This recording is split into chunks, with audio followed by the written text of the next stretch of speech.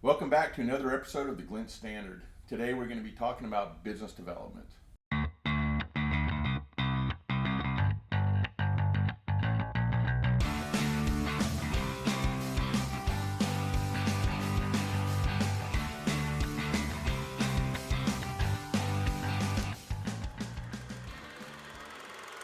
So Shane, thanks for joining me today. Thank you. Seasoned executive. I say I am too sometimes, but it doesn't fit well. But I think our perspectives on business development are very similar. But I've been doing a lot longer than you have in regards to how the service business and advertising, and your sales experience has been in multiple different kind of platforms as well. So I think the perspective of what we're going to be talking about today is going to align with both. Sure. But the fundamentals and a foundational process of what we're going to do to actually be successful is probably about the same, I would think. Yeah. Do you agree? Pretty much at the end of the day, everybody wants to, hit their numbers. Yep. As far as, when the executives look at the bottom line, same experience, when I had, a group of salespeople going out, it was the same thing. You always look at the numbers and you just look for results. But of course, there's a lot more to it. Yeah. And sometimes when you sit behind the desk, you may not have that understanding. Right. Or if you're new to it, and we can discuss what it takes to kind of get started, or maintain and be professional about it. Yeah, I think of a lot of it's the primary categories, right? Finding, nurturing, Yes. closing. You got to celebrate. Yes. And then before you do all of that, you have to do some research, and that goes into that planning phase of it as well, right? A lot of research, more than you think. The standard numbers game. There's always preached. Make 100 calls and you'll get something. Right. And it's understood, but you also have to understand the market that we're in now, especially with the CRMs and the AI now. You can get a wealth of information in front of you. The problem is, as the consumer, or let's say I'm the business owner, I'm starting to tune out the volume of calls coming in every day trying to sell me the same thing. At some point, I need somebody to differentiate themselves, not just come in and keep saying, we have the best product. Nobody comes and says, you know what, we got the second-rate product, you may want to give us a chance. Everybody's product is the best, right? Yeah, I mean, you kind of have to go with that attitude a little bit, right? Or like, what are you selling? But that's part of it, right? The planning and the strategy part of it, right? Yes. What's our approach? What's our plan? What's our strategy? But you're defining this is it. Yes. And this is how we're going to do it. And I think a lot of companies are not doing that piece of it. No. They're blending sales in with marketing and all these other areas, and they should be supporting each other. Yes. They don't do the same functionality piece of it, right? So going back to the planning part of it too, and honestly, if somebody would take 5 minutes just to go through who you're trying to gain as a client, go through their website, learn about them, ask some questions. Hey, I saw this. Hey, we've done this with a similar company, and these are the results we found with there. For me, that even if your planning is only 5 minutes and your research is 5 minutes, nobody does it. No. That goes so far. Put 30 minutes into it. Is that worth getting a big client? Absolutely, it's worth it. Yes. I mean, if you're our industry, we're going after large-scale clients that are long-term, because it's hard to do anything on short-term project type stuff, right? Correct. So investing that time, and you have to realize it's worth that investment, even though there's no guarantee you're going to close. But if you're going to go after it, right? Well, to your point, the concept is to bring insight.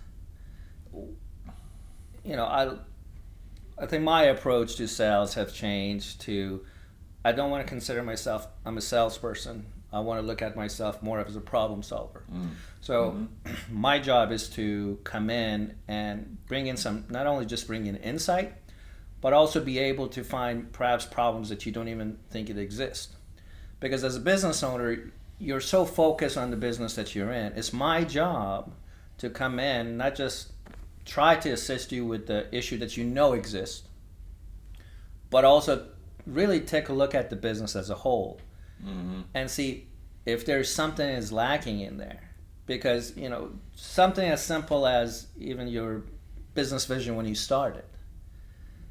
In 6 months, a year, that may have changed, and your marketing and your branding even could be aligned with what it was a year ago, not what it is today. When was the last time you really updated your marketing and your branding to make sure it matches what your existing vision is? You always, especially with a lot of the companies we work with, people hand off, to their marketing department or a junior marketer, hey, this is what I want you to do. And to your point, mix marketing and sales and leads and everything. So everything is dumped into this one person, and they're supposed to do everything, right? And then they wonder why nothing gets done. It's like there's only so much time in a day, and there's only so much they can do, or the expertise in each field. That could be an issue. Yeah, it's interesting you say that as well. I think the planning, not all companies are not planning. A lot of them are. Sure. But the smaller ones, and I say smaller, they've been in business 5-10 years. They're trying to figure out, how do I get past this hump type of thing. Some maybe even longer. They've just never taken the time to settle into that process and understand its value and believe in its value, because it's a long-term game. It's not going to get immediate results. So if we go back to the planning side of it, the other thing you have to be careful of is if people really don't want to do sales or don't really understand marketing, they'll live in that phase for years and never go anywhere. You can over-research. At the end of the day, get what you need, but start knocking on the doors and moving forward. So that takes us into, how do we find those opportunities? Sure. Right? So we got to say we've done the planning and research. We know who we want now. Okay. How do we find them? And really, there's two general ideas to it, right? Inbound and outbound. Correct. Right. So let's touch on outbound just a little bit. I know that's something you've been doing a fair amount of recently, and narrowing down where those great opportunities are going to come from. And it's a little bit of a hit and miss. And I'm talking more about networking, right, and being pieces of that. So knowing where to spend your time, is it worthwhile, and being okay if it's not, moving on. So touch on that a little bit for me on kind of what you've felt. Just let's just say recently, because then it's more valuable, right? Maybe the last 6 months. So recently I've been trying to basically do more networking, actual in-person events. And as anyone that's done it knows, it takes a lot of time commitment. Then also there is this expectation initially when you go in to the, in a networking event, the expectation is like, here, I'm going to pass out my business card and I'm going to get a business and we're ready to go and we're going to help each other out. The reality of it is it's going to take time. It's going to take multiple touch points for a trust to be established. I think there's a study that says it takes about 7 or 8 visits, hours to establish kind of semi-trust between two people. Right. So showing up at an event and say, hey, why don't you come and spend $10,000 a month with me for the foreseeable future? On the first touch? On the first touch, which you'd be surprised how many people do.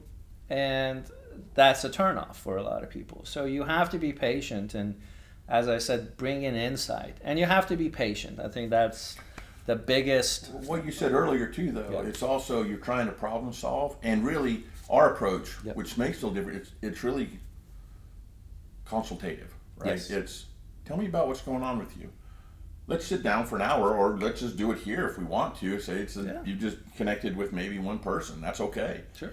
Tell me what's going on. I'll give you whatever insights I have. I'm happy to do that. Yeah. You can do what you want to with it. Maybe we could be a great fit one day, and maybe it needs to be 2 years from now. It doesn't know. But I think that's how a brand like ours, when you do a service business, you have to take that approach, and it's truly about building those long-term relationships as well, and the networking, and that's also about the really the outbound piece of it, right? As you build that network and people start to trust you and you're willing to share back and forth information, you're not afraid of proprietary stuff, things really open up for you. And then we go into the inbound side. You've got SEO, you've got pay-per-click, digital advertising, you've got traditional advertising, you've got all these different ways that you are pushing your brand out, not as a person, but as a company, and hoping they filter in. But that networking side also can become inbound as well. That's why it's Absolutely. so valuable, and you really need to be doing both. Yeah, and to your point about sharing information, a lot of people are very guarded with their information. Very much so. Yeah. They put a lot of value in what they do. The reality of it is, everything, let's say we do, you could search and it's available. So if you really want to spend the time, you can learn it. You can. And you can do it, but then there's a difference between that you have to make a decision depending on the size of your business. Am I looking for good enough, or I want to be extraordinary? Capacity, though, too. You may say, I can do this stuff myself. Fine. Yeah. Do you have time? Is that taking away from other things? And you have to remember that piece of it, too. Correct. And you got to look at, we're talking about doing your homework. If you're dealing with a small business, the early stages, we've all been there.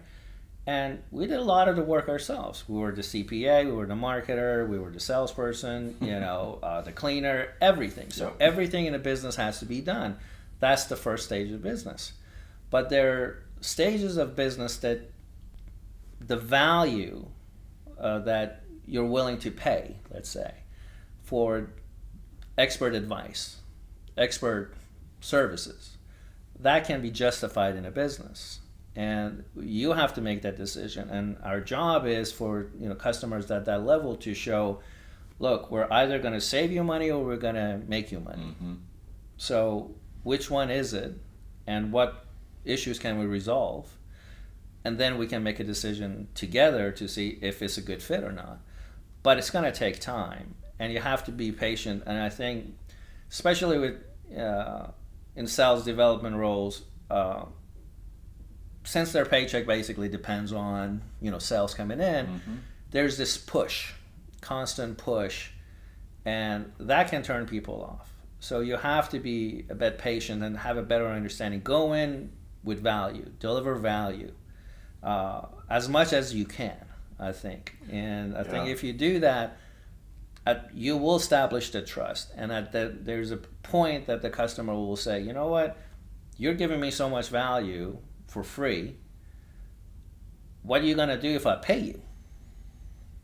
Right, and that comes down to your knowledge base, and kind of segues into our next portion of this, right? Nurturing opportunities. Yes. And it's not that we don't have high value and we don't know what we're doing, right? Sure. But as you said before, a lot of people are so guarded, I can't give you that. That's how I make my living. Sure. At the end of the day, an hour conversation with somebody, just give them anything they need. Yeah. That's huge value for them. They're going to use you. They're going to use you. And if they're not, they're not.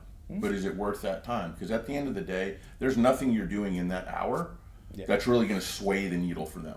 No. Unless they really take it to heart and drive it hard. And we know what that takes. So the odds are that's not going to happen. Unless they have a team, then maybe they can implement the team and then move them forward. Either way, we're still responsible for that, and that's great.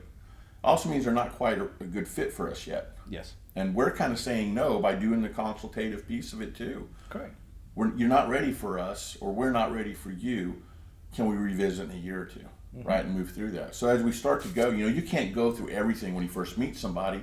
Hot leads, cold leads, touch points. Yeah. There were 100 people here. I met 6, but I've got this list, so I reach out. How do I do that?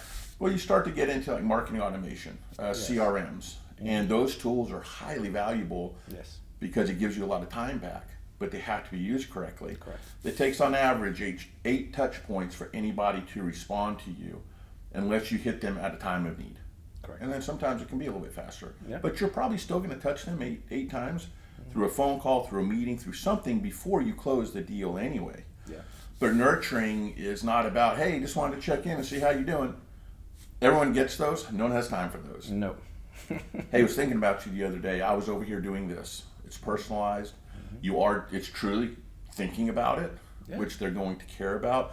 Thought you might find this valuable. It's an article, maybe it's from what you learned at a competitor space, maybe, that you're trying to work through whatever details to be helpful, or something you know about the economy that might affect their business. Because what we do truly affects business, and you have to learn and understand how their business runs as well to be able to make the right decisions for them, because you can drive too much to them and it still has no value. Yeah. And to your point, not just you don't necessarily have to even, when you do your touch points, to deliver value and insightful information every single time. Sometimes just in asking a question, it's like, you know what, you're an expert in your field. This is what I heard. I'm trying to get some clarification. And, having access to an expert, that has tremendous value, and people appreciate it. If somebody comes in and wants to know something in my space, I would love to give them information because somebody did it for me. And if I can give back, and everybody wants to do that, I gladly will. And that builds a relationship. So it's not always, we always look at, oh, it's just give, give, give. No, there's a give and take, and we all learn. So every business that we bring in, there's also a learning opportunity. And there's aspects of it that we learn, and it can be beneficial for everyone. Yeah. So we have to look at it as a two-way street. I think a lot of people just, and that's why sales is like a bad word for a lot of people, because everybody's trying to convince them of buying their product. We kind of discussed earlier about how everybody says, my product is the best. Nobody comes in and says, second best, average, you may want to give us a try. It's an approach, right? Yeah, it's like, if I hear that, I'll definitely probably give them more time than the guy that comes in and it says, oh, we're the best. It's like, second best? Tell me about it. Why are you second best? Yeah. But, to that point, if people want to be persuaded, so if our job to go in and be able to persuade someone that we can help, not only just we can help, we can get them to where they want to be. But before that, we have to have an understanding of their vision. We really have to have this conversation. We do, and that really leads into kind of the last part of it, right? We're done with the nurturing. Now we're doing a proposal, and we're trying to close business. At the end of the day, that's what we're doing. Yes. Let's don't act like we're not. No. So we are trying to engage them, sway them to understand that we are going to be helpful. They still have to agree with that. Yes. But you're not doing a smoke and mirrors game with them. No. The best way you can do it is throw the ideas out, talk through it, have discussions, let it be their idea. Totally fine, and you can sway things like that. Yeah. Who cares whose idea it is? And that's where the ego has to be set aside a little bit. But if you're both trying to solve the same thing at the end of the day, it's good. But then you talked about the proposals and really putting in a systematic approach of, okay, here's how we will approach things for you so you can achieve these, versus we're going to do this for you. Yeah. Okay, everybody can say that, but what makes you different in that proposal process? And it is a lot of work to do proposals, RFPs. Yes. But it's worth the time if the opportunity is worth the value to you. But you have to know if it's worth the value, and I think a big piece that everyone shies away from is money. You have to talk about money. Yes. What's your budget? Oh, well, yeah, I don't know what it takes. Tell me what it's going to cost me. Like, okay, that's great, but we have to have a general idea. If we're talking, you need marketing. Yeah. You've definitely thought about a budget area. If it's $2,500 a month, if it's $20,000 a month, and it's for X, X, X, and X, both can probably, well, maybe not both, but $2,500 is hard to do a lot. Yeah. But it's still a chunk of money that something can move forward with. But realistically, now we're advising you on the best way to spend your money to achieve what you want. Or tell you it's not achievable, this is where you need to be, how can we get there? Well, talking about, the budget, the simplest part of it. Everybody's, I want to grow my business. Okay, how fast? That makes a difference in your budget. Absolutely does. You want to grow slowly? Well, you'll spend less. You want to have exponential growth? Well, you have to spend accordingly. So that makes a difference. Just that simple part of, I want to have a 5%, 10% growth, or I'm looking for 120% growth. Okay. It's going to impact your budget. Or is it just awareness, right? You talk about ROI, and that stuff matters. Or is it just awareness? And that is going to push the needle in the other areas that we already have in place. So many different ways, but also the budget doesn't have to be spent. You don't have to spend this much every month. No. You might do the accounting that way because it makes everything easier and people are spending time on the work, not on accounting and managing that stuff. Yeah. But it could also be a heavy push first quarter, not second, heavy push third quarter. It could be even across every month. It could be big push it hard first quarter. We're going to hit it again fourth quarter because we're retail and we want to do this. Yeah. So many decisions around it, but that's why you have to have a discussion. The money and the tactics of what you want or what you think you want, you give it to the professionals. For us, as an example, we're selling advertising now, if you haven't picked up on it. Yeah. This is how we're going to go about that. But put that across any business. When you have an open dialogue and you build that trust in the very beginning, you can accomplish a lot more. Yeah. The holistic approach, right? And to your point, a lot of people are shy about that. As a business owner, first thing we want to know, well, how much is it going to cost? Okay, $5,000 to $50,000 a month. Is that the range? So we can throw out numbers, but generalize, and we should be able to do that. And we can do that. But it shouldn't be something that we should shy away from. Discussing that, because it's a very important part of it. But once we dig in deeper, a lot of business owners say, well, budget does matter and what I'm spending does matter. But if you really dig in, sometimes that's not the case. The case may be they just had a bad experience with somebody else. They're willing to spend the money, but they just really had a bad experience because, to your point, the work wasn't done. The detail wasn't provided. The touch points weren't there. Now you got to overcome that, right? Yeah, the conversations, keep them in the loop. Something as simple as weekly conversations. This is what we're doing. A monthly report. A monthly report. What a novel approach. How many crazy, people in the industry actually do that? None. It doesn't matter even if they don't read it. The fact that it's there for them, it's our job to make sure that we provide that information for them so they can have access to see where things are going. Yeah, so we've got budgets and proposals handled now. Here it is. Now we got to close. Yes. That's a whole nother stage. Correct. And I think the key to that is persistence with patience. Yes. Can't bombard people. We're never the most important thing. You never will be. No. But you have to be persistent because you've already put a lot of time in at this point. And we've agreed this looks really good. Now, how do we get that decision made? And that takes a little bit of time too. But at the end of the day, the biggest number one thing that people don't do, ask for the business. Just say, I really want to work with you. I think you'd be a great fit for us. I want your business. Please let me have it. Just say that. Nobody does. You sit back and you hope they just come, okay, we're ready to roll. Yeah.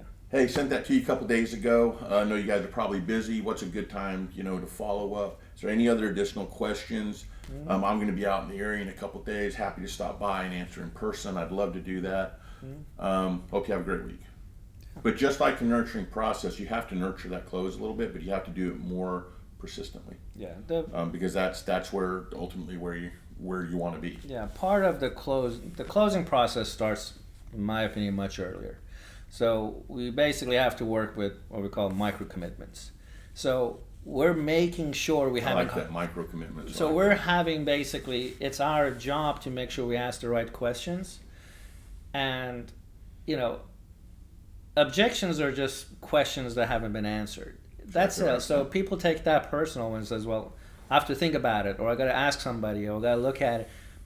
These are questions. They're not. But don't you believe, like in that process, if you really truly follow the sales process, like we're talking about, those are objections are usually overcome before you get to the closing stage, which makes that so much better. And this is, yes, and that's the point. Instead of just jumping in, some people don't do the nurturing. Some people don't do the step-by-step. Start to proposal and close, and then they wonder why they said no, or they can't hear back from a client. I'm just following up. You missed a point. Yeah. If you cannot close to your point, if you're asking for the business, you should have done all the other work up to that point. Yeah. So basically, they have all the answers that they need to move forward. You've made that decision the easiest you possibly can for them if you do it the right way. It's essentially, if they don't do it, they're okay with not getting the benefit right now. Maybe down the road, but they're making a choice now that, my business can do without this now. And there are times that's going to be like that. Right. It's law of averages. We're not going to close every deal. and we're not going to be, have every people we meet is going to be our customers. And there are going to be customers that we say, you know what, I think you're doing well, but maybe we need to have a conversation 6 months, a year from now. Because you're not in that stage yet. I think your dollars are best spent. But if you can get that in the beginning, you also save yourself a lot of time. Correct. And that's why, again, that process becomes so important, and you start to have that cycle, right? So you kind of go back. All right. So now we've closed. Yeah. We've won new business. It's time to celebrate, and you should celebrate. Yes. No matter how big or how small, because it's good for morale. Correct. It is very hard work, and it's important for that to be recognized, because the people churning in the sales area, they're churning, and they're like, let's get on the next one. Yeah, awesome. Okay, I've got these other two I'm doing. Just stop for a minute, take a breath. Let's celebrate this. Yeah. It's great for everybody in the room. Yes. I think it's a thing that gets missed a lot as well. Now, you don't want to go on a 2-day bender and go over the top with it. But Ted, you can sit down at lunch, sit down for an hour or two with everybody and go, look how great we are. We are delivering value. Yes. And it reinforces that. Yes. And it's important to remember that as well. Yeah, it's very important to make sure that you celebrate your wins, to your point. I think the fear comes in for a lot of organizations or the upper managers. Well, we don't want to celebrate everything, and because they're going to get lazy, or they just say, oh, we had a big account, so I'm going to basically sit back. If you delivered value to your customer, yes, celebrate it. You hired the right people, you're going to go back and you're going to do it again and again and again. And it is going to boost. You will find that, and at the end of this podcast, we will have a whole list of stats that help validate the things we're talking about, why they're important, and the result gains that you're going to get off of those as well. But going back to your point about management, and we got to get back to it, or whatever it is, we can do a whole segment on that too. Yes. Sales, how should you get paid? Should it be commission? Should it be salary? It's a whole other animal. So I think this segment's been really good. Great. I love your insights. We do think very similarly about things like this. And at the end of the day, just try to help people. Be a problem solver for people. Sales will come. It's not about sales. No. You have to have it, though. Yes. And you have to be intentional about getting it. And if you do it the right way, it'll start churn for you. Absolutely. So thanks for joining us today. As I mentioned before, we'll have a list of stats that you can look into the descriptions of the podcast. And our vidcast will definitely have it down there as well. But I think we can do a little bit more there for you as well. Check that out if you want some stats to help validate what we're talking about. And if there are any other questions you have, drop us a line at agency@theglintstandard.com. Thanks for joining us. Give us a thumbs up if you like this episode. And also leave us some comments or questions. If you want to subscribe to the podcast, go right here. And if you want to watch past episodes, check it out right there.